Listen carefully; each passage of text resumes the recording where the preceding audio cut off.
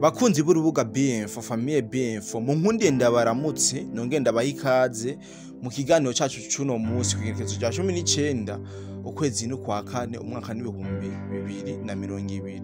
2025 yes ntangura nifuriza imyiteguro myiza abariko baritegurira umunsi mukuru wa Pasika kuba wemera Yesu mfise ubutumwa umusisanguzi yandungikiye abundungikira ku giti ciwanje ariko mbonye yuko no basangiza muri iki kiganiro nubwo bwari butumbereje shimiye rero kuba wasangiza kumbure ntihobura ubwumva nawe bukagira ico bumumarira n'ubutumwa bukomeye cyane novuga yuko burimwo message idasanzwe niyo mpamvu navuze ati sishobora kubwigumiza mu butumwa burakomeye buraremereye reka ndabusangize abandi rero mubane nanje tubane namwe kugira ngo mwumvirize buno butumwa budasanzwe umusisanguzi yashoboye kuturungikira.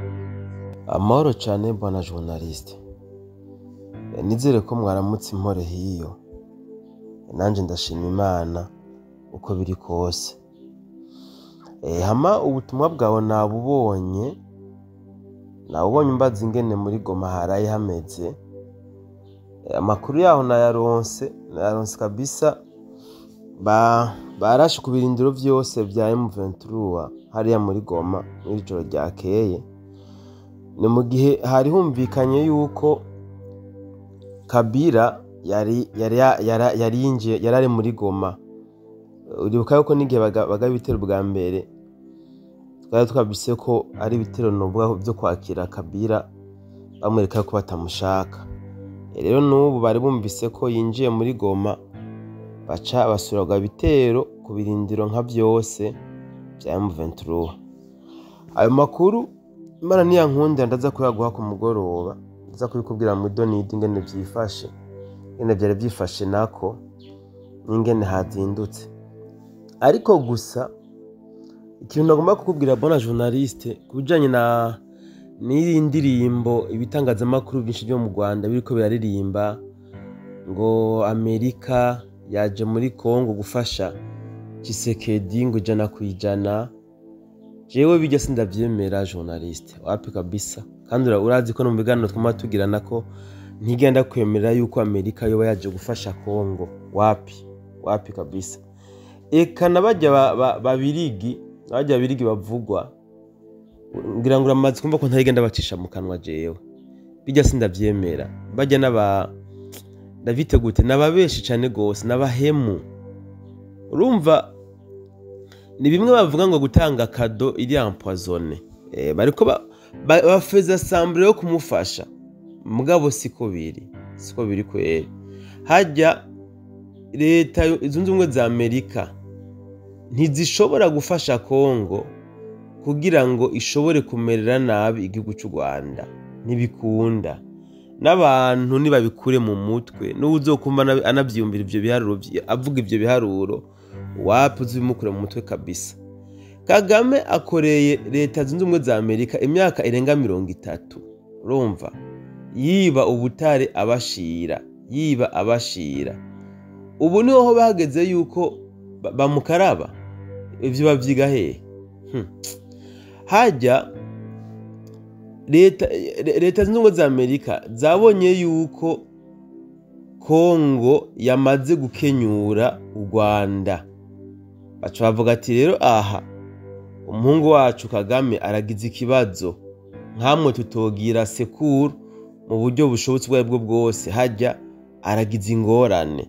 Burya niyo mpamvu ubona bariko baciye batangura kugira ngo ibihano by'agasaki n'ibiki mugabo bijya byose nuruhenda abana bwana, nuruhenda abana kabisa, nuruhenda abana. Reka ndakwereka akaruka koroshe cyane gose kugira ngo bitahure neza. Uribuka igihe Son Excellence Evariste Ndayishimiye perezida w'igihugu cyacu ciza cy'u Burundi akoranirije abadiplomate hano mu Burundi, agaca ababwira yuko yiteguye gutera Kigali aciye mu Kirundo, nka hamwe u Rwanda gukora ikosa ryo gutera Bujumbura ruciye muri Uvira. Ngira ngo uravyibuka neza. Kuva kijya gihe niho ibihugu vya Burayi byaciye bihaguruka biramerereza. Urumva byaciye bihaguruka biramerereza bitangura kwerekana yuko bidashigikiye u Rwanda, bitangura kuvuga yuko bifatiye u Rwanda ibihano n'amajambo menshi. Leta zunze ubumwe za Amerika nayo ntiyatanzwe, yo yacivuga ati noneho karabaye, intambara y'akarere niyaba biza kugwa kuri twebwe Amerika, kuko nitwe turiko turasutena igihugu cy'u Rwanda. Reka rero byitwe yuko tudashigikiye u Rwanda, tugiye gufasha Kongo.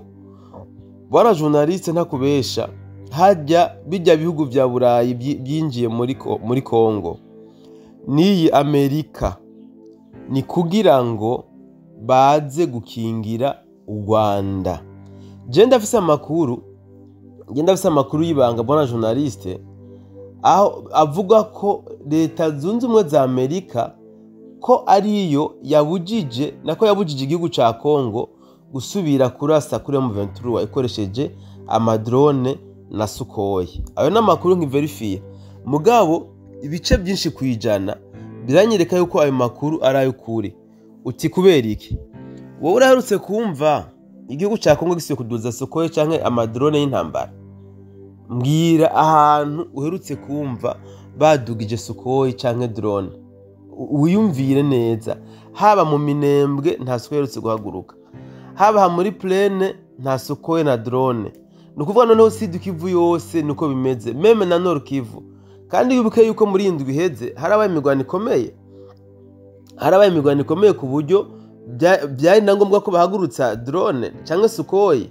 Ndavuga muri Masisi cyangwa muri Warikare no mu Minembwe muri Haut Plateau, eka no ngaha muri plane bari guhagurutsa Sukhoi cyangwa drone, kujya imirwano yabereye muri Kamanyura na Ntuzenya na Nyangezi.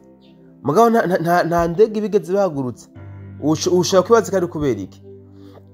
Bagaca baja ngaho ngo ibigwanisho bishasha ngo abarundi bariko barakoresha ngo nivyo abanyamerika bahaye Kongo igaca ibihereza ingabo z'u Burundi.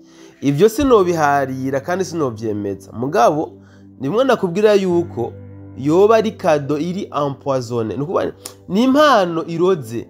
Nukuvuga bakwereka mu ntango yuko muriko murakorana, baje kugushigikira, mugabo baba bateguye izindi plan zabo baza gufashamwo umwansi wabo. Ha rero abakongomani ntibasiye bwose ngo Amerika yaje kubafasha ngo kugira ngo yirukane Kagame. Wapi? Kuko izi ntambara zose zitaranaba Amerika yari ibibizi, kuko niyizi planifiya. Kubera iki none bibutse guhaguruka kuvaho aho president wacu Evariste Ndayishimiye avuze yuko atera Kigali aciye mu Kirundo, nkamwe Kagame yodekona agatera Bujumbura aciye muri Uvira? Kubera iki ariho baciye bahaguruka? Niko babonye yuko donc akarere kafashe sérieux kino kibazo, so ne plus ikibazo ca Kongo gusa. Bacavuga ati rero no, reka turabe ko twosuka mu mabisi hakiri kare, sino u Rwanda baraza kugomeka kuri Kongo canke ku Burundi. Nico catumye bahaguruka, ntugire ngo nikindi bwana journaliste. Ibiro ni ibintu abantu batari ko baratahura. Je mbe ndababazwa umuntu aza ngaho azi ingene intambara ikiragenda, agahendwa n'akantu gato gusa, kubera yumvise gusa ngo ababirigi badugije indege barashe ku birindiro vya M23, agaca ko mamashingo ababirigi bariko barafasha Kongo. Wapi? Ivyo sivyo. Noneho murazi yuko kuva imirwano igitangura u Rwanda rwariko rukoresha amasatelite y'ivyo bihugu nyene, niyo yabaha Intuzenya amakuru y'ingabo z'u Burundi n'amakuru y'abawazandu na FARDC muri Kongo.